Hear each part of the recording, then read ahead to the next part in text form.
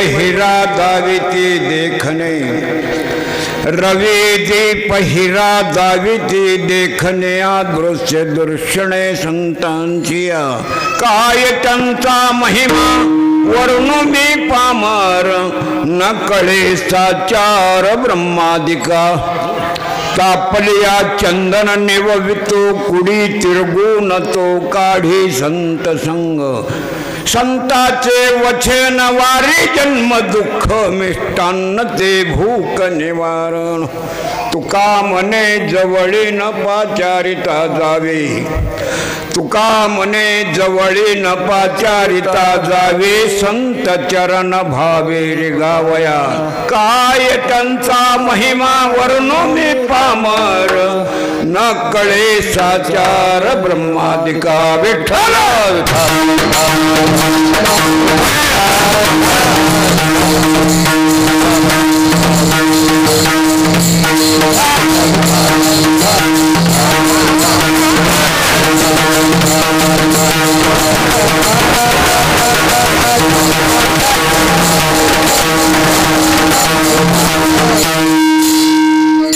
चरण सरोजम सांद्र नीलाबुधावम जगन्नीत पाने मंडना मंडनानाम तरुण तोषिमाला स्कंद स्कंद नेत्रम सदैदोलहासम विठ्ठलम चिंतयामि महायोग पीठे तटे भीमदत्ता वरम पुण्यकाय धातुं मुनिन्द्रे समाकर्त्यष्टं तमानन्दकन्दं परब्रह्मलिङ्गं भजे पाण्डुरङ्गम् ओम नमो ज्ञानेश्वराय ओम नमो ज्ञानेश्वराय ओम नमो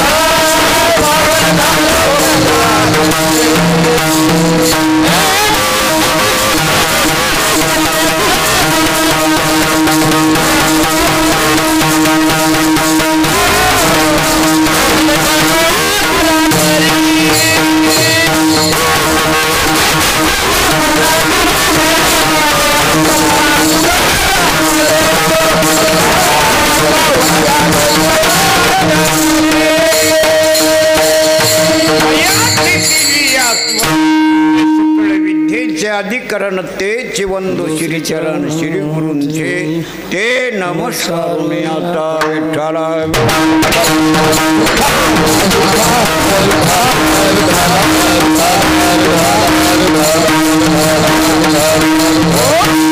ज्ञानेश्वरा करुणा करा दयाळा तुमचा अनुग्रह लादलो पावन झालो चराचरी विठ्ठला विठ्ठला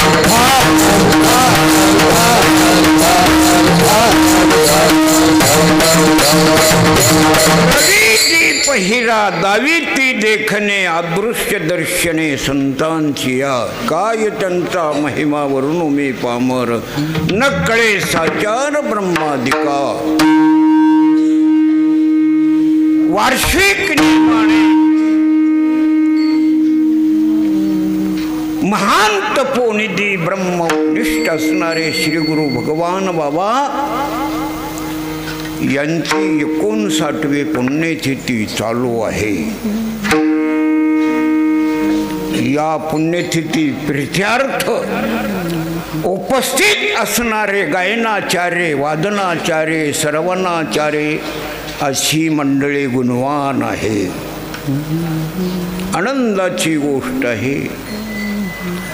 अशा महान तपोनिधी महात्म्यांची पुण्यतिथी जो साजरी करतो अशा व्यक्तीला तुकोबरायाने धन्यवाद दिला. धन्य माता पिता तयाचिया, आपुलिया हिता जो आशे जागता, धन्य माता पिता तयाचिया.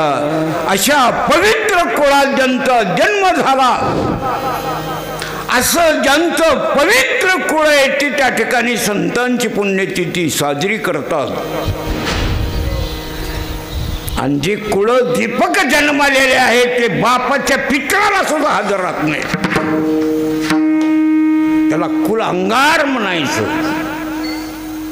जो बापाची पुण्यतिथी साजरी करीत नाही, संतांची पुण्यतिथी साजरी करीत नाही, आईची पुण्यतिथी साजरी करीत नाही, त्याला कुल अंगार असं म्हणायचं. लक्षात ठेवण्यासारखा शब्द आहे.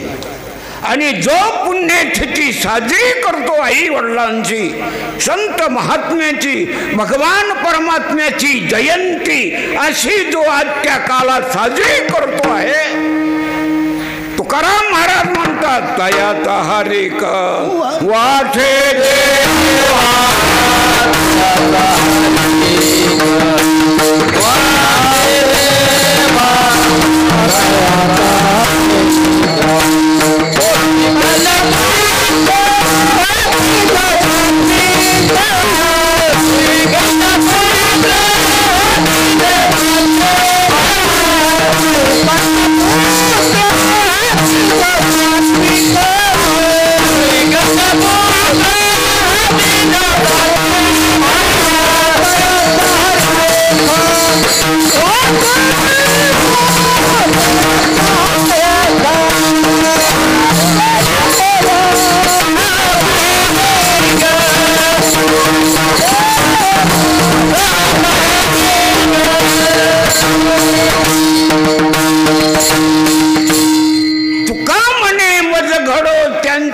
सेवा, अशांची सेवा घडणं अति महत्व आहे. तुका म्हणे मज घडो त्यांची सेवा, तरी माझ्या दैवा पार नाही. आणि अशा ब्रह्मनिष्ठ महात्म्यांच्या पुण्यतिथी मध्ये ज्यांची उपस्थिती आहे भाग्यवान आहेत. रोज नेमानं येतात, नेमानं श्रवण करतात, नेमानं अन्नदान करतात, नेमानं चिंतनाला त्या ठिकाणी वेळेची वेळेला हजर राहतात. त्याला भाग्यवान म्हणायचं. तुका म्हणे भाग्य या नावे म्हणजे आणि संसारी जन्मीचे आज लागे, तरीच जन्मा यावे अंदास विठोबाचे व्हावे.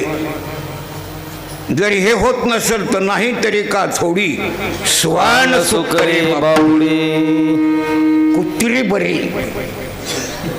कुत्र लगीव बसायचं झालं तर पृथ्वीवर कधी लगीव बसत नाही. आयचनावर, कुपाटीवर, दगडावर, एखाद्याचा रांजण उघडं असलं तर त्याच्यावर. इतकं ज्ञान आहे कुत्र्याला. माणसाच्या जन्माला येऊन जर ज्ञान नाही, स्वान सुकरे बापुडी. विठ्ठल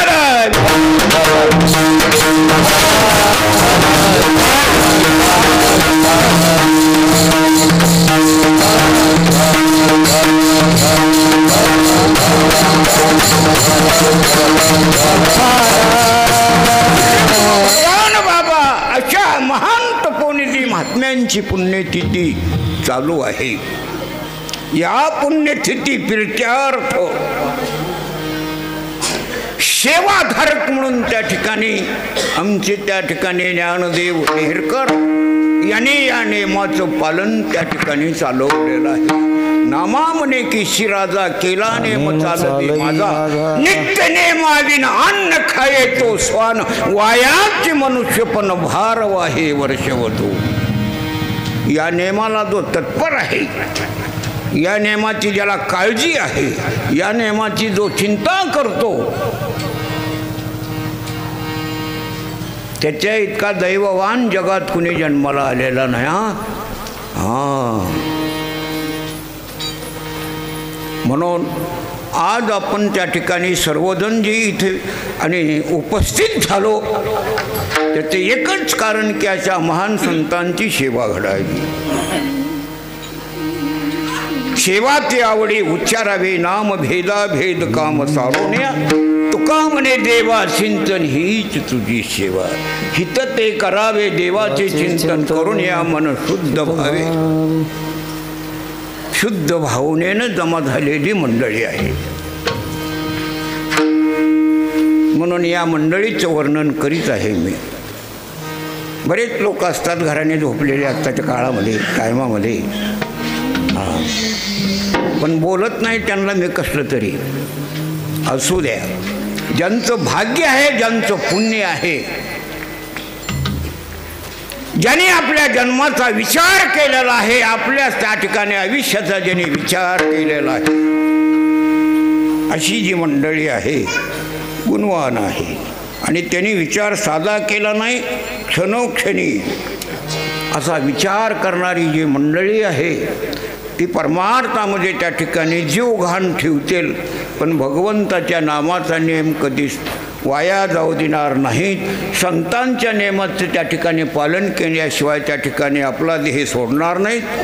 अशी काही मंडळी जन्माला आलेली आहे. म्हणून तो खूप बराईने त्या ठिकाणी सेवेसाठी अभंग लिहिलेला आहे. अभंगाचा उपक्रम असा आहे की मी भलतंच काहीतरी बोलून तुम्हाला हसविण्याचा प्रयत्न करत नाही.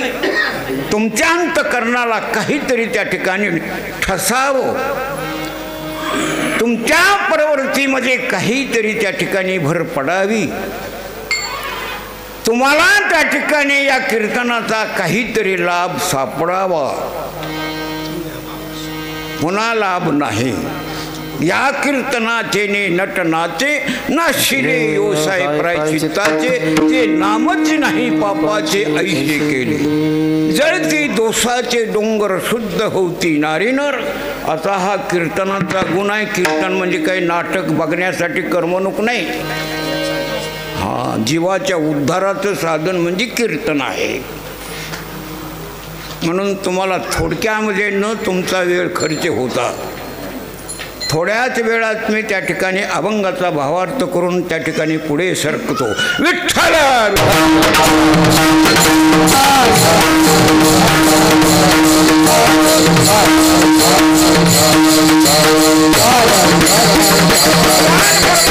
जगामध्ये अनेक उपकारासाठी वस्तू तयार केलेल्या आहेत, साधना तयार केलेल्या आहेत. पृथ्वी ही उपकारासाठीच आहे. तुम्ही तिच्यावर पायात नालावाले जोडे घालून जरी तिला तुडवलं तरी तिला खेद नाही.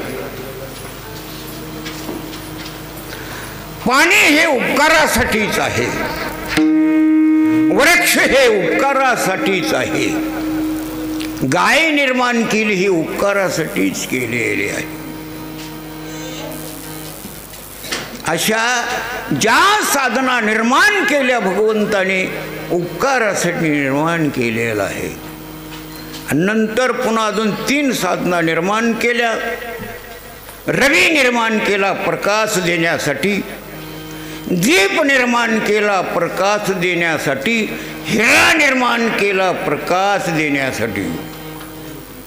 अशा साधना भगवान परमात्माने निर्माण ज्या केल्या, या सर्व साधनेमध्ये त्या ठिकाणी उपकाराच्या बाबतीत पहिला क्रमांक संतांचा आहे. विठ्ठल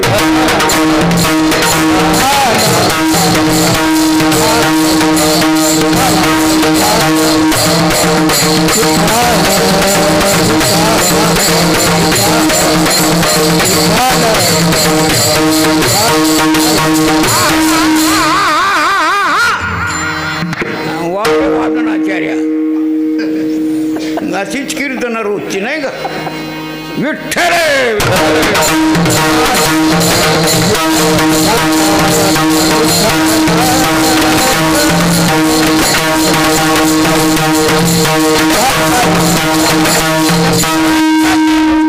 हे ती केवळ त्या ठिकाणी सर्व जगाच्या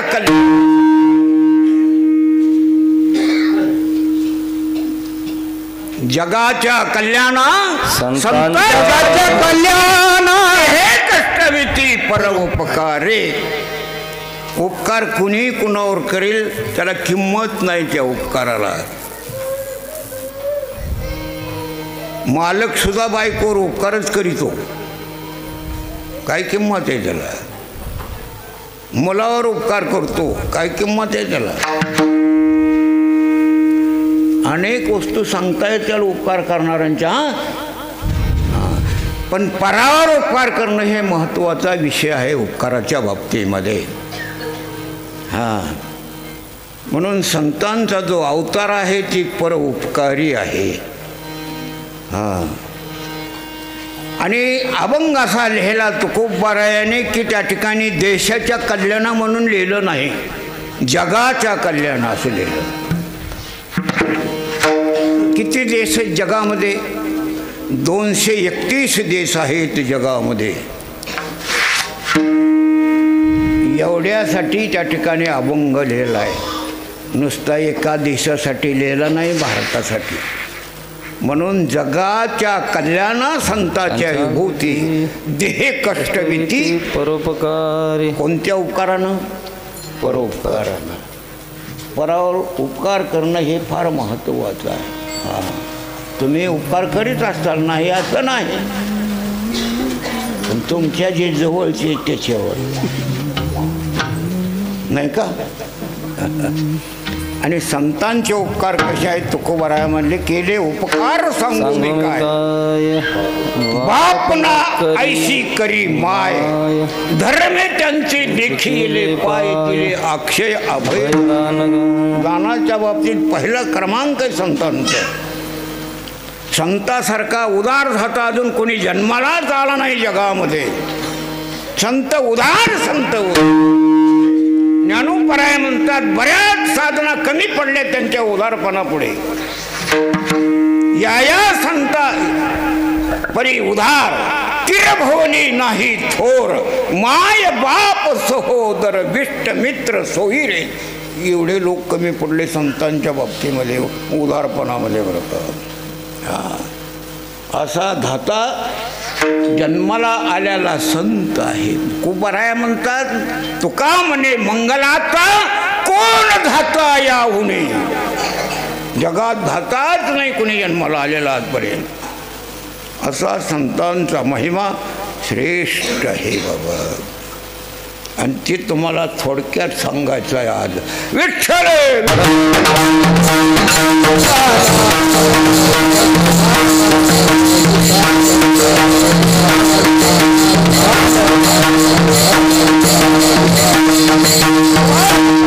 त्यांनी ज्या साधना निर्माण केल्या उपकारासाठी, अजून 3 साधना निर्माण केल्या त्या असून कुणालाच दिसत नाही. कोणत्या कोणत्या असून दिसत नाही जगामध्ये? वारा हे साधनच आहे. जगात वारा आहे का नाही? आहे. दिसला का कुणाला? ज्याने अभ्यास केला त्याला तरी दिसावानं. कुणा अभ्यास केला वाऱ्याचा? डॉक्टरने अभ्यास केला, मग जाताना तरी दिसावं ना त्याला. वारा शरीरामध्ये वाराच आहे प्रत्येकाच्या. शरीर कशाच्या चालीवर चालतंय?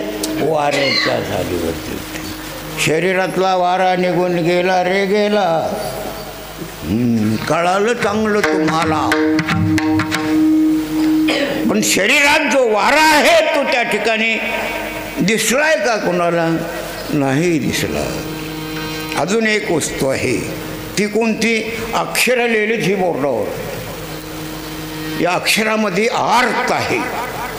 अक्षर दिसतात पण अर्थ दिसला का कोणाला? नाही.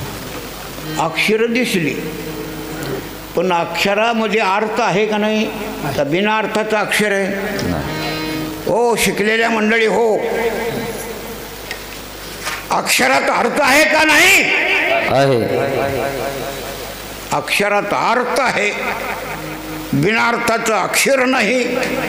पण अक्षर त्या ठिकाणी असताना अक्षर दिसलंय वरून, पण त्यातला अर्थ दिसला का कोणाला? अर्थ असून दिसत नाही. तसा जगामध्ये देव आहे का नाही? आहे. हां, किती जण नाही म्हणते? जगात देव आहे, पण दिसतो का? नाही. देव आहे का नाही जगात? आहे. मग दिसला का कोणाला? नाही दिसला. मग नुसतं देव पहावयाला गेलो, देव पहावया गेलो हे वर्णन काही बरोबर वाटतं का तुम्हाला? देव पाहायला जो गेला तो माघारी येऊ शकतो का? ती गवळणी एका ठिकाणी म्हणते का नाही आता कैशी जाऊ घरा?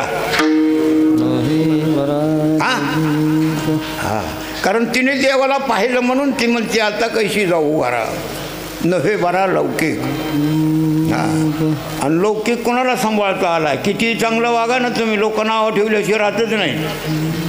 ऐसा लौकिक कदा राखवे ना पतित पावना देवराया. आचार करता म्हणते हा पसारा न करा नरा निंदिता. ते अभंग तपासून पाहण्यासारखा वाचका हो. असा त्या ठिकाणी देव असताना सुद्धा असून दिसत नाही. त्याला पाहण्यासाठी किती सोंग चालली तुमची. कोणी दाढीच राखली तर कोणी जटाच राखल्याच आहे, कोणी कपडेच रंगविले देव पाहण्यासाठी. भगवान झाला. हां, काही कपड्याचा त्यागच केला, नुसता बिगर कपड्याचाच फिरतोय. कशामुळं? देव पाहण्यामुळं. पण देव दिसला पाहिजे का नको? असा जो देव आहे तो जगात देव भरून उरलेला आहे, पण दिसत नाही. मग सूर्य काय करतो? जे असणाऱ्याच वस्तू दाखवतो का नसणाऱ्या? असणाऱ्याच वस्तू प्रकाशानं दाखवतो. दीप काय करतो? तर घरात दीप लावला म्हणजे घरातल्या जेवढ्या वस्तू आहेत तेवढ्याच दिसतात का दुसरं काही दाखवतो? हिरा काय करतो? देत हिऱ्याच्या भोवताली जेवढ्या वस्तू असतील तेवढ्याच दाखवतो, दुसऱ्या त्याला दाखवता येत नाही. म्हणून तुकोबराने अभंग लिहिला पहिलं चरण रवी दीप.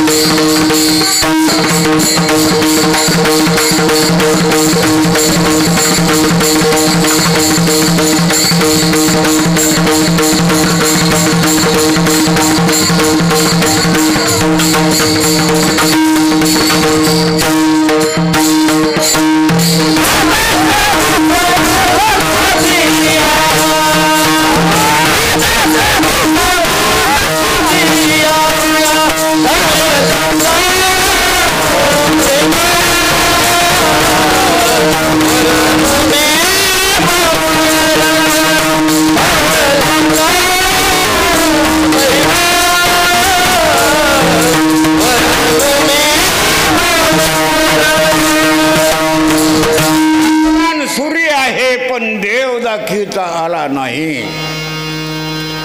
प्रकाशवान दीप आहे पण देव दाखविता आला नाही. प्रकाशवान हिरा आहे त्यालाही देव दाखविता आला नाही. ह्या तीनही साधना कमी पडल्या संतांच्या सामन्यामध्ये.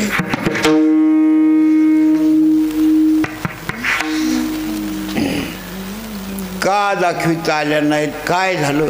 त्यांची ज्ञानदृष्टी भगवंतानी काढून घेतलेली आहे.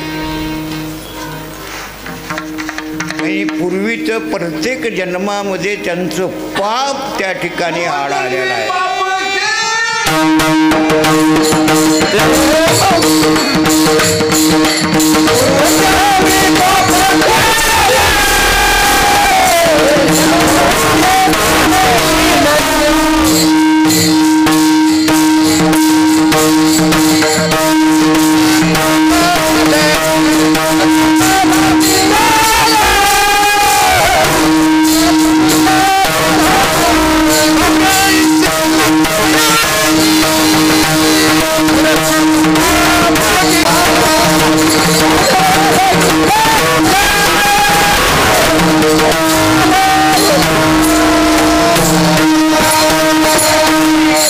हरपली दोन्ही नेत्री आंधळा.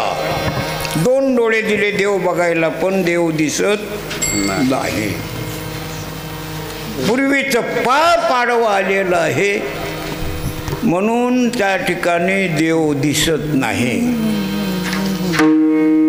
किती प्रकारानं जग आंधळ आहे आज? 3 प्रकारानं आंधळ आहे जग. पहिलं धर्मानं आंधळ आहे. धर्म करावा असा प्रत्येकाच्या अंतःकरणात वृत्ती आहे, भाव आहे, पण वेळेला घडत नाही, म्हणून धर्मानं आंधळ आहे. बरीच लोक म्हणते यांना पंगत घालायची होती पण घडलंच नाही. आंधळ आहेस तू, त्याला धर्मानं आंधळ म्हणायचं. दुसरा ज्ञानानं आंधळ आहे. ज्ञान जर देवानं दिलं असतं, ज्ञान प्राप्त झालं असतं तर देव दिसलाच असता, पण ज्ञानदृष्टी काढून घेतली त्याची, आंधळा करून लावला. ज्ञानदृष्टी हरपली दोन्ही नेत्र आंधळे. ज्ञानानं आंधळा आहे, धर्मानं आंधळा आहे, आणि तिसरा दिसून आंधळा आहे. 2 डोळे दिलेत, पण डोळं झाकून पितोय. आहे का दिसून आंधळा? त्याला माहीत नाही का हे ना काय होईल पुढं म्हणून. हां, असं जे किती प्रकारानं आंधळ आहे, 3 प्रकारानं आज जग आंधळ आहे. त्याच्यामुळं त्या ठिकाणी देव दिसत नाही. आणि देवाला त्या ठिकाणी प्रगट करून दाखवण्याची ताकद कुणाकडे आहे? संताकडे आहे. कुणाकडे आहे ताकद? संताकडे आहे. तुम्हाला माहीत नसेल जुना दृष्टांत. दैत्याच्या कुळामध्ये प्रल्हाद जन्माला. भक्त प्रल्हाद दैत्याच्या कुळात जन्माला, पण तो त्या ठिकाणी हिरण्यकश्यपू त्याचा बाप होता, तो राजा होता. पण राजा असल्यामुळे त्यानं असा कायदा काढला होता की देवाचं जो नाव घेईल त्याला फाशीचा हुकूम होता. जगात जर कोणी देवाचं नाव घेतलं तर त्याला फाशी. कोण घेईल देवाचं नाव? राजाला आज फाशीचा हुकूम त्या ठिकाणी राजानं काढलेला आहे, मग देवाचं नाव कोण घेईल? आज लोक किती चरपडत, नुसत्या आरक्षणासाठी किती चरपडा चाललाय लोकांचा.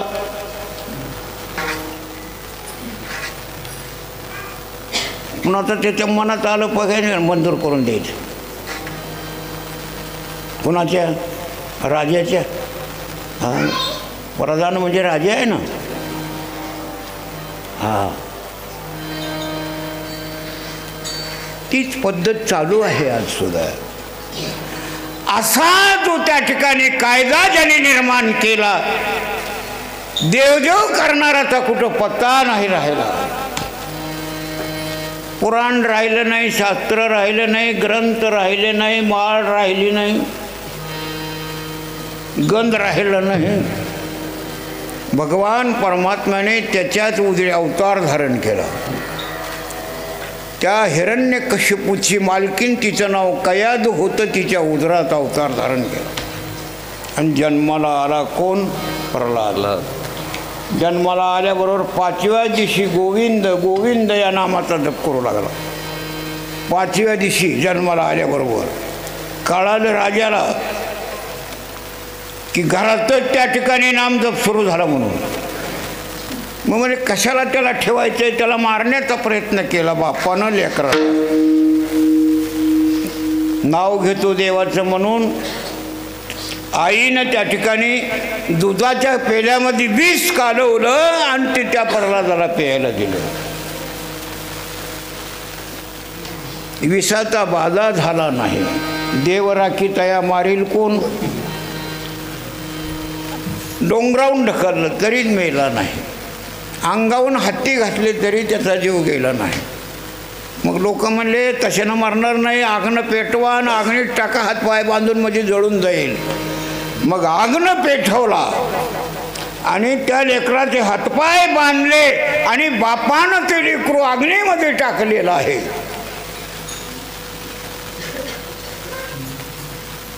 अग्नी कुंडामध्ये टाकलेलं आहे प्रल्हादाला. देव नाम घेतो देवाचं म्हणून.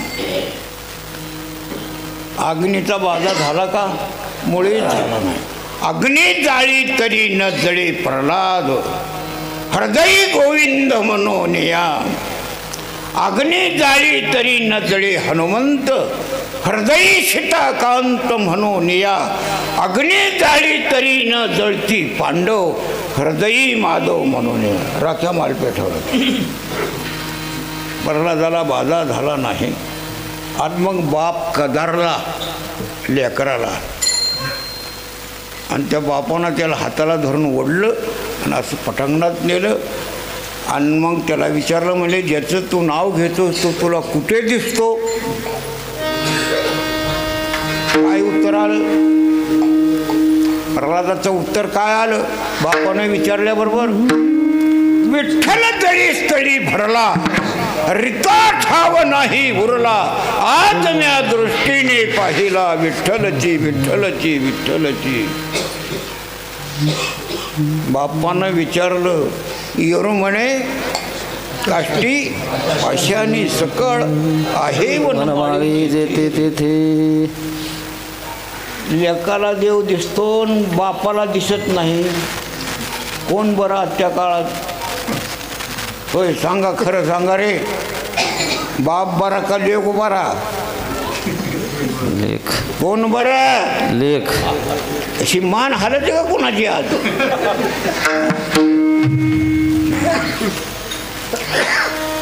जिथे पाहत ते माझा गोविंद आहे. गोविंद गोविंद मना लागली छंद, मग गोविंदाची काया भेद नाही देवातया.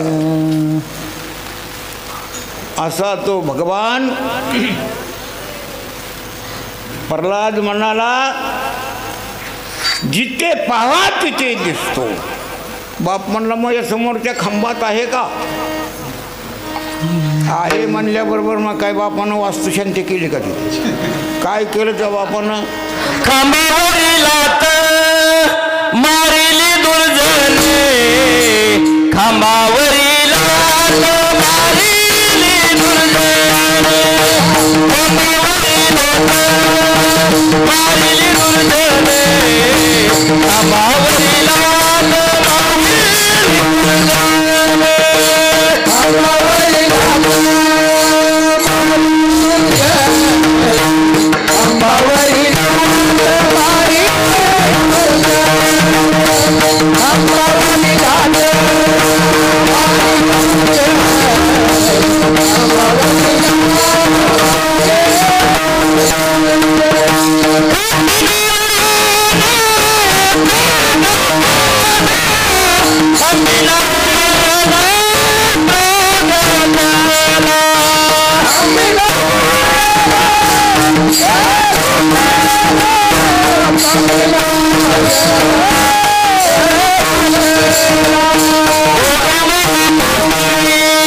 पाशाने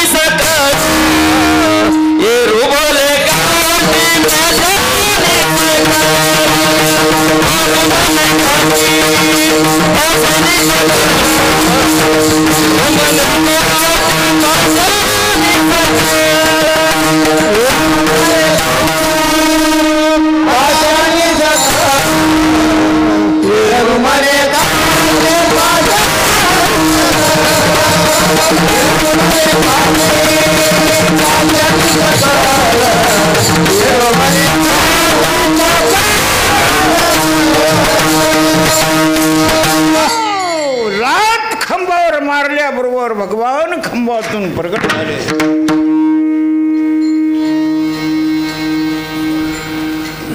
हिरण्यकशिपूला कितीवर होते ब्रह्मदेवाचे. दिवसा मरण नाही, रात्री नाही, शत्रूच्या हातानं नाही, मित्रूच्या हातानं नाही, शास्त्रानं नाही, अस्त्रानं नाही, दिवसा नाही, रात्री नाही, घरात नाही, दारात नाही. मोजले का तुम्ही कितीवर होते त्याला ते. एवढे वर बाजूला ठेवून भगवान त्या ठिकाणी प्रगट झाले आणि त्या हिरण्यकशिपूला त्या ठिकाणी समाप्त केलं. प्रल्हादा कारणे स्तंभी अवतार केला, विदारुणी दैत्य प्रेम पाहना पाजिला. हक्के सरशी उडी आणि घालून स्तंभ फोडी. आक मारल्याबरोबर खांबातून देव बाहेर आला का नाही. देव कुणाचा आहे मग. बायका करणारचा. कुणाचा आहे देव. नामधारकाचा आहे, नामधारकाचा. हा प्रल्हाद हा नामधारक होता. नाम तुझे रे नाम. असा जो नामधारक आहे त्याला संत असं नाव आलेलं आहे. उगत कोणी बी गणलेला म्हणजे संत होऊ शकत नाही. तेच संत ज्याने देवाला दाखवलं तेच संत. तेच संत ज्यांचा हे विठ्ठले नेनती काही टाना टोना नामस्मरणा वाचुने. असा जो नामधारक आहे त्याचा देव आहे. त्याने देवाला दाखवलेला आहे.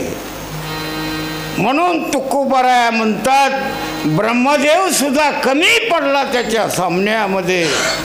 असा संतांचा महिमा आहे. संतांचा महिमा बहुदुर्गम, शाब्दिकाचे काम नाही. म्हणून तुकोबाराया दुसरं चरण वर्ण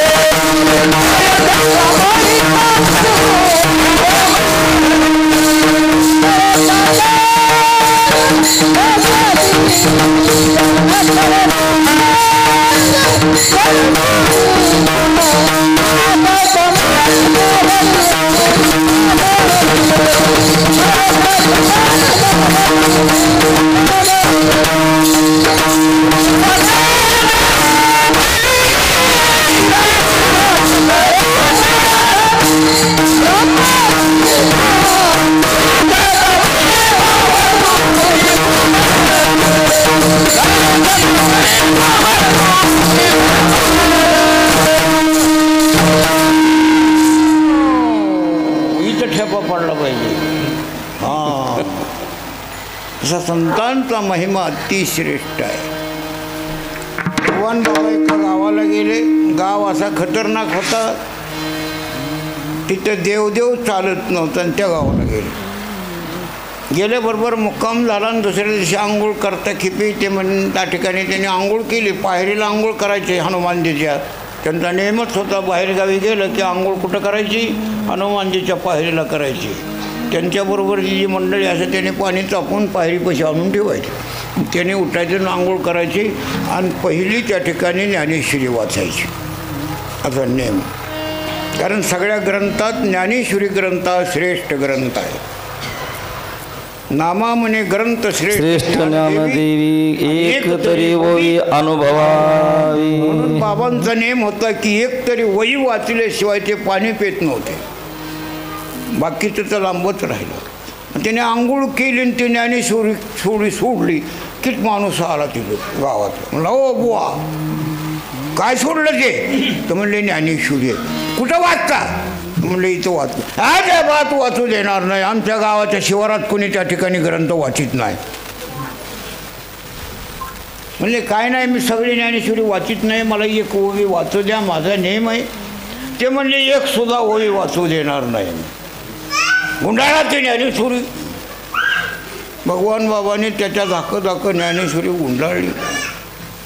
आता ज्ञानेश्वरी वाचूनच काहीतरी खायचं प्यायचं काय करावं? आता ज्ञानेश्वरी तर वाचू दे ना हा माणूस. मग त्याने काय केलं, सगळा बारदाना तिथंच ठेवला आणि आडणं धरलं. ज्ञानेश्वरी काकात मारली, लांब गेले नाही त्या हिरीत उतरले आणि धोत्राचे त्या ठिकाणी उपरणं होतं, त्या उपरण्याची घडी टाकली पाण्यावर हिरीमध्ये, त्या माणसाला नजर पडू नये म्हणून, आणि घडी टाकून त्या धोत्रावर ज्ञानेश्वरी वाचायला सुरुवात केली. बैसोनी पाण्यावरी वाचली ज्ञानेश्वरी भगवान बाबा. बैसोनी पाण्यावरी वाचली ज्ञानेश्वरी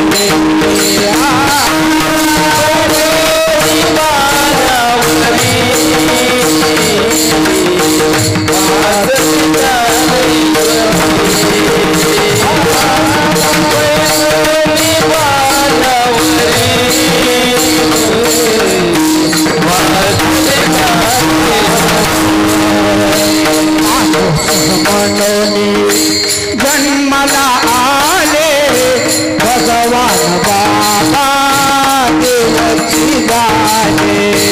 माणूस बनली जन्मला आले भगवान बाबा देवची गाणे. पंचाच्या तीन पाण्यावरी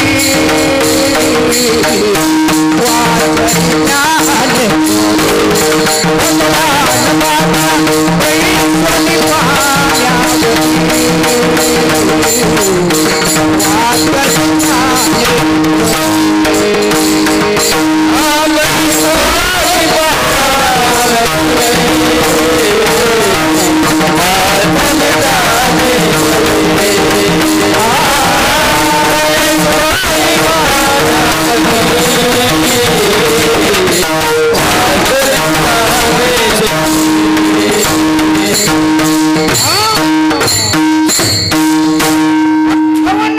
पाठ होते बाबांना. भगवान बाबांना किती आसनं पाठ होते? 58 आसनं त्या ठिकाणी पाठ होते. पाणी सुद्धा बुडवीत नव्हतं. धोत्राची घडी टाकून ज्ञानेश्वरी वाचली, पण नियमाचा भंग होऊ दिला नाही. तुमची नाही परिस्थिती सांगत महाराज लोकांची मी, कशी नेम कडक तुमचे ते. हां, काय चाललंय आज तुमचं महाराज लोकांचं? काय थाट आहे. नवरदेवाचा सुद्धा एवढा थाट नाही. हां, आहे का काही पाठांतर? अभ्यास केलाय का काही पाठांतराचा? अशी जी आसनं बाबांनी 58 आसनाचा अभ्यास केला. शिक्रावून उडी मारली खाली. पायाला सुद्धा तिळभर सुद्धा कुठं धक्का लागला नाही. खूप त्यांचं कौतुक सांगण्यासारख्या गोष्टी माझ्या पाठांतरात झालेल्या आहे. कारण 5 वर्षे त्यांच्या संघ सतत नेहमी त्या ठिकाणी सेवा केलेली आहे. हे गाव जे बोडकं नावाचं गाव आहे, तिथं त्या ठिकाणी डोंगरा एवढा ढीग पडत होता बोकड्याच्या कागद मुडक्याचं. तिथं कसला नाम आणि कसलं देवाले नदीला पूर जात होता रक्ताचा. आणि ते बी हनुमान जन्माच्या दिवशी. बरीच लोक म्हणायची बाबा तेवढी बकरी बंद करा त्या गावची, कापीनाच का, पण हनुमान जन्माच्या दिवशी कापू देऊ नका. गेले बाबा तिथं, ठोकले त्या ठिकाणी रावट्या फिवट्या. तिकडे लोक तर गार झाले बाबा. उद्या त्या ठिकाणी त्या रोकडोबाचा त्या ठिकाणी निवेद्य सगळं मोठं म्हणून गेले होते. तर लोक म्हणजे आता जत्रा कशी करावी. महाराजांनी ते रावटे ठोकले. पहाटे आंघोळ केली बाबाने गरम पाण्यानं. 5 वाजता आंघोळ केली आणि ते पाण्याचं कासंड भरलं गरम पाण्याचं आणि त्या रोकडोबाच्या अंगावर ओतलं आणि त्याला साबण लावून आंघोळ घातली त्या रोकडोबाला. कोणाला माहीत नाही पीत नाही काय नाही. आणि नेहमीच खिशामध्ये जपाची माळ असायची. ती खिशातली त्या ठिकाणी गळ्यातली माळ काढली की रोकडोबाच्या गळ्यात माळ आणि बोलिवली तांबडं फुटायच्यात. लोक म्हणले आपला जो रोकडोबा देव आहे ना तो माळकरी झाला. उद्या म्हणले नैवेद्य रोकडोबाला त्या ठिकाणी माळकऱ्याला दुसरा चालणार नाही. पुरणपोळ्याचं त्या ठिकाणी नैवेद्य तयार करा घरोघर. लागली पूर्ण टाकली घरोघर मावल्यानी. पुरणाचा नैवेद्य केला. वाजत गाजत पुरणपोळीचा नैवेद्य त्या रोकडोबाला घातला. रोकडोबा माळकरी झाला. म्हणजे आता इथून पुढं त्या ठिकाणी त्याला हे नैवेद्य चालणार नाही. मुक्काम केला. संध्याकाळी कीर्तनाला उभे राहिले बाबा आणि कीर्तनाला सुरुवात झाली की डोसक्याचा पटका काढला आणि फेकून दिला आणि त्या ठिकाणी सांगायला सुरुवात केली कीर्तन. टाळकरी लागले हसायला. टाळकरीला विचारणं म्हणजे का म्हणून हसतात. टाळकरी म्हणले आजपर्यंत तुम्ही कीर्तनं केले पण डोसक्याचा पटका फेकून दिला आणि आज तुम्ही कीर्तन करायला लागलात बिना पटक्याचं. तर म्हणले पटका घालून कसं कीर्तन करू आज मी. म्हणले का. म्हणले ह्या गावाचं नाव काय आहे. काय नाव आहे म्हणले या गावाचं. म्हणले बोडक.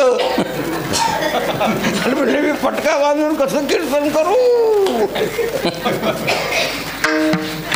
तिथून पुढं गाव जागेवर आल्याची काय तुम्हाला सांगावा.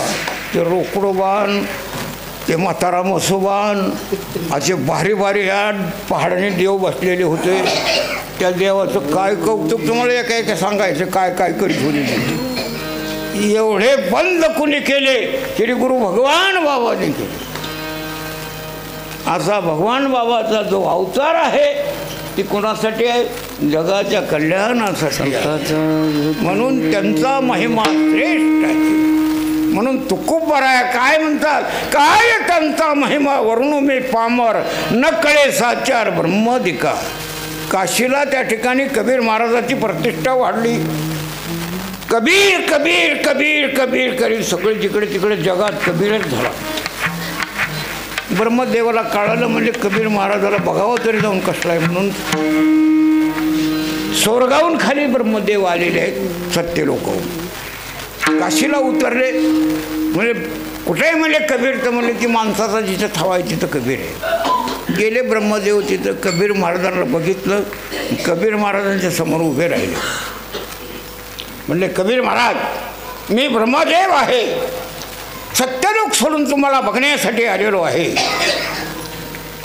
आज मी तुमच्यासाठी प्रसन्न आहे. मागा काय मागायचे. कबीर महाराज म्हणले आत्तापर्यंत आम्ही रीत मोडलेली नाही. आमची रीत आम्ही अजून मोडली नाही वाडवडिलांची. म्हणजे काय रीत आहे.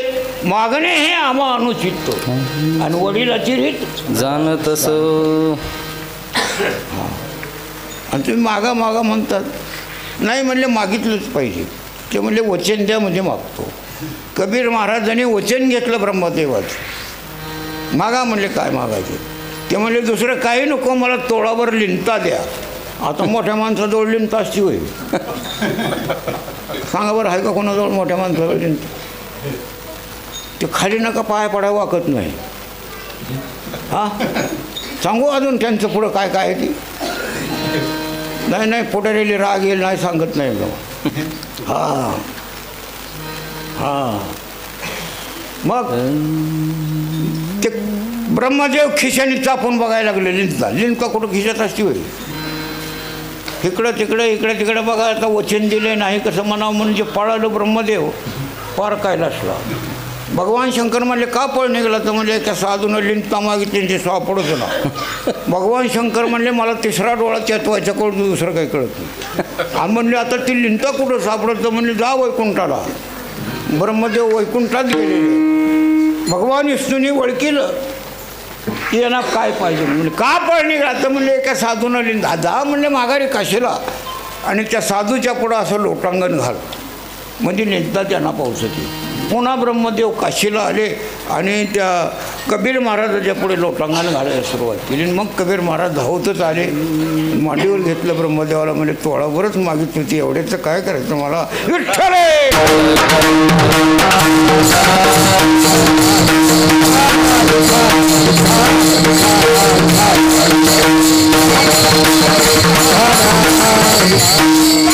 महिमा अति दुर्गम आहे. ब्रह्मदेव सुद्धा त्या ठिकाणी नाडल्या गेला. काय त्यांचा महिमा वरून मी पांबर नकळे साचार ब्रह्मादिका.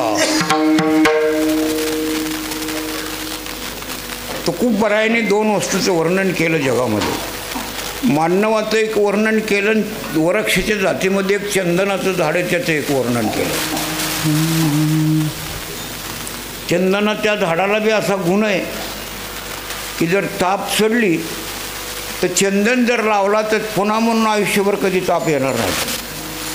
व ते चंदनच मिळत नाही तर काय करा. हे हाय चंदन पै गावरान चंदन आहेत बांधावरले. चंदन त्या ठिकाणी कसा पाहिजे की प्युअर चंदन पाहिजे. इतका तुकडा तेलात टाकला तर तेल बर्फ इतका गार करतो. इतकी शांती त्याच्याजवळ चंदनाजवळ, शीतळता. म्हणून तापल्या चंदनाने बघितो कुडी.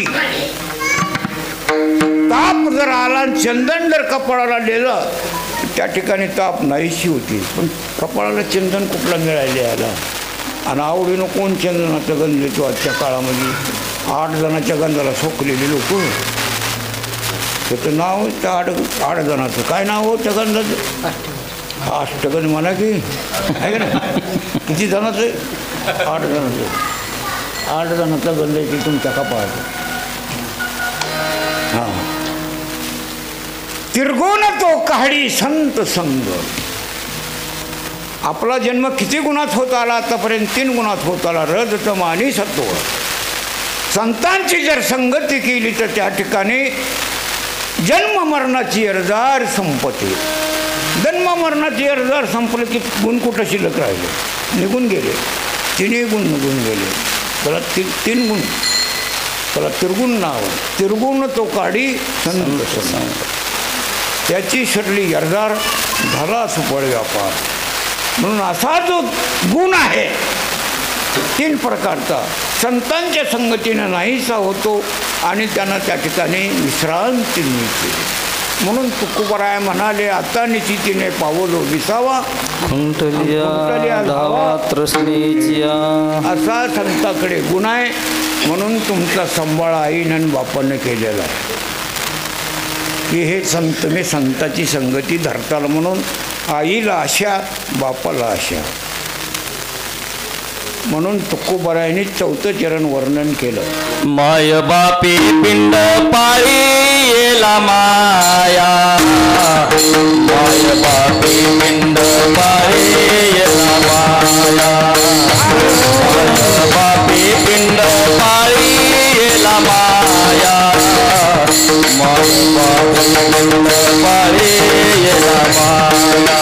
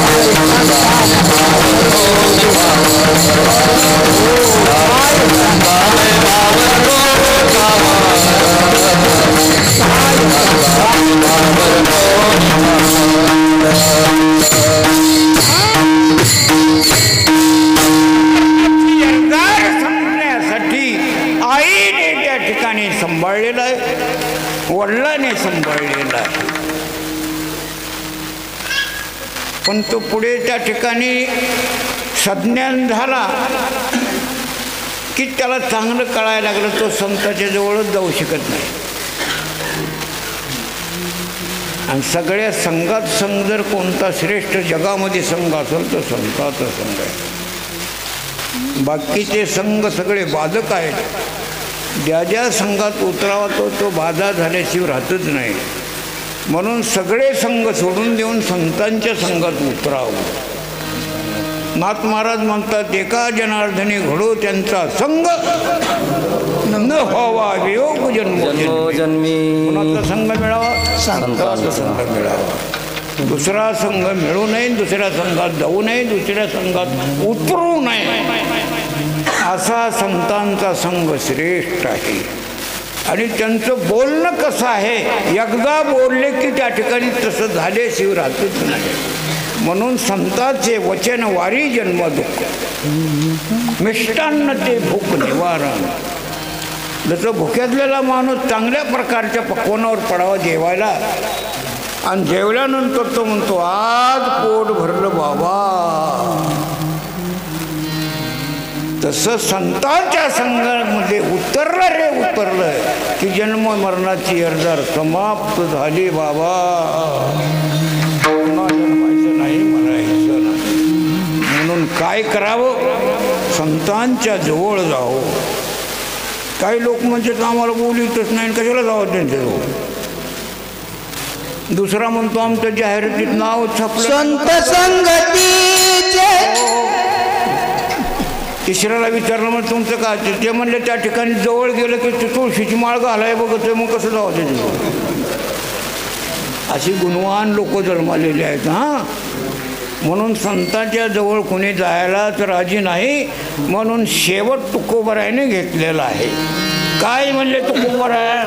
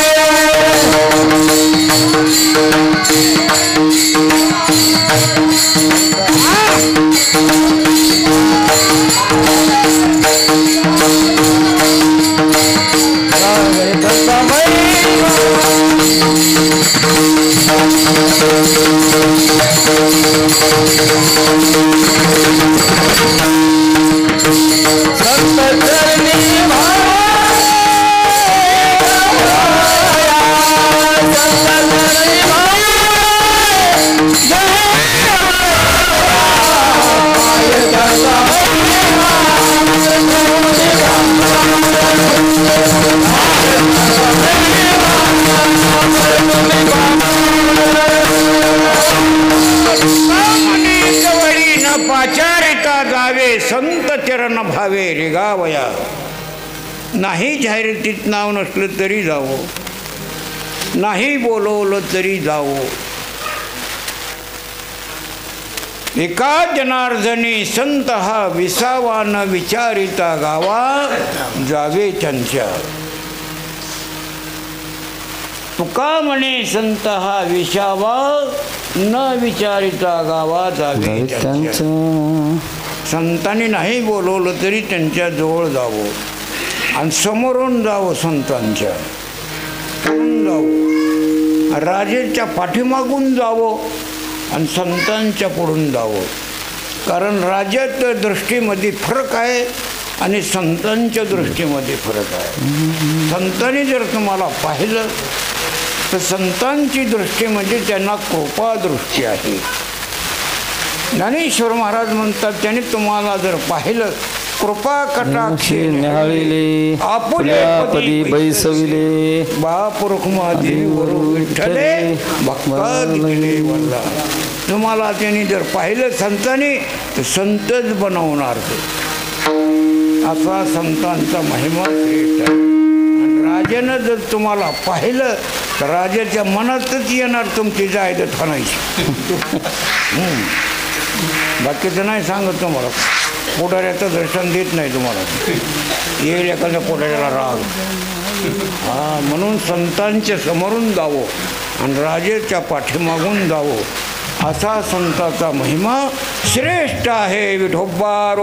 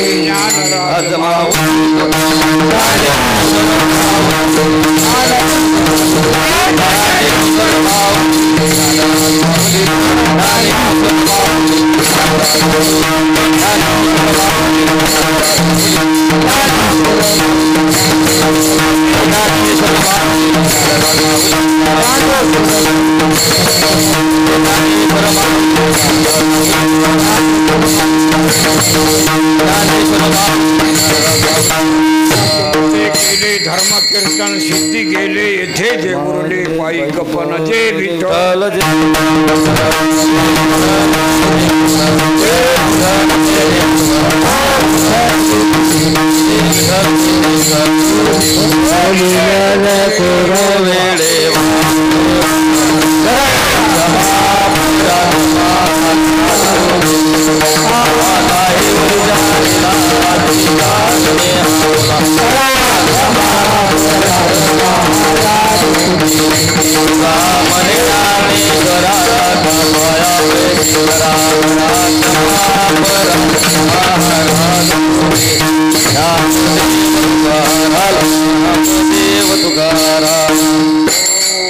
बोला बोला बोला काय पवित्र भगवंताच्या दरबारामध्ये तपपूर्ती सोहळा भगवंताचा आणि साधू संतांच्या या उत्सवामध्ये दुसऱ्या दिवशीची सेवा अखंड हरिनाम सप्ताहामध्ये दुसऱ्या दिवशीची सेवा आदरणीय गुरुवर्य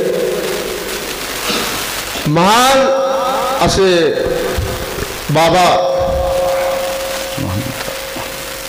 त्यांच्या चरणी नतमस्तक होऊन मी त्यांचं नाव घेतो बाबा म्हणून.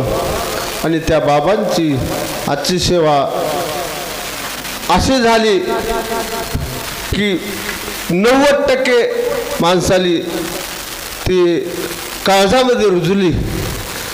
कारण एवढी शुद्ध मराठीतून आपल्याला बाबाशिवाय दुसरं कोणी सांगू शकत नाही. म्हणून सर्वांच्या वतीनं बाबांच्या चरणी नतमस्तक होतो आणि पांडुरंग परमात्म्याच्या चरणावर नतमस्तक होऊन बाबांना उदंडाविषयी अजून लाभो ही भगवंताच्या चरणी नतमस्तक होऊन लीन होतो. तर आज दुसऱ्या दिवशीची सेवा आदरणीय बाबांची झाली. अगदी अमृततुल्य सेवा झाली. आणि आज दुसऱ्या दिवशीच्या सेवेला सर्व स्तरातील भाविक भक्त अगदी आवडीने अगदी प्रेमाने या कार्यक्रमाला आवर्जून उपस्थित राहतात. जयारी भजनी मंडळ, बाहेर गावाहून येणारी गुणवान मंडळी असेल, सर्व तालुक्यातील बाहेरगावाहून आलेली मंडळी सर्वांच्या चरणी नतमस्तक होऊन आज दुसरा दिवस आहे. बाबांच्या पुण्यतिथीनिमित्त भगवंताच्या दरबारामध्ये हा कार्यक्रम चाललेला आहे. दुसऱ्या दिवशीची सेवा बाबांची झाली आणि बाबांच्या सेवेच्या दिवशी अन्नदान करणारे दुसऱ्या दिवशीचे आजचे सकाळची काकड आरती, काकडा भजन, विष्णू सहस्त्रनाम, ज्ञानेश्वरी पारायण आणि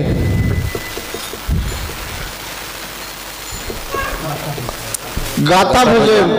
आज दुपारी भगवान बाबांचं चरित्र 1 ते 2 आणि 2 ते 5 प्रभू रामचंद्राचं भावार्थ रामायण झाल्याच्या नंतर हरिपाठ झाल्याच्या नंतर कीर्तन. ही सेवा अगदी नित्यनेमानं सर्वजण करतात आणि आजचे अन्नदाते सकाळचे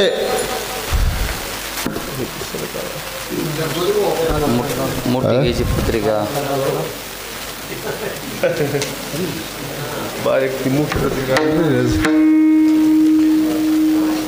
बालाजी बाबूराव नेहरकर वकील साहेब यांची सकाळची अन्नदानाची पंगत आणि संध्याकाळची पंगत आमचे सानप मेडिकल या ग्रामीण रुग्णालयासमोर यांची संध्याकाळची पंगत झाली आणि या दररोज जो नियम आहे या नियमाला अनुसरून सगळ्यांनी हजेरी लावली. त्याबद्दल सर्वांचे आभार. एकाचेच नाही, नाव घेत कुणाचंच नाही, सर्व माझे वंदनीय आहात, महिला भगिनी आहात, बाहेरून आलेले आहात, सर्वांचा हा कार्यक्रम आहे. त्यामुळे कुणाचं एकाचं नाव घेणं आपल्याला परवडणार नाही. उद्याची सेवा आदरणीय हरिभक्त ज्ञानेश्वर माऊली लांब गुरुजी धारूरकर यांचं सुश्रेवे संध्याकाळी कीर्तन होईल आणि आज जसा लाभ घेतला त्यापेक्षा जास्त मंडळीने येऊन अन्नदान आणि नामदान ह्याचाच लाभ घ्यावा. आपल्याकडे दुसरं काहीच नाही, फक्त 2च वस्तू, नामदान आणि अन्नदान. ह्याचा आनंदाने लाभ घ्यावा ही सर्वांच्या चरणी नतमस्तक होऊन विनंती करतो आणि मी इथंच थांबतो.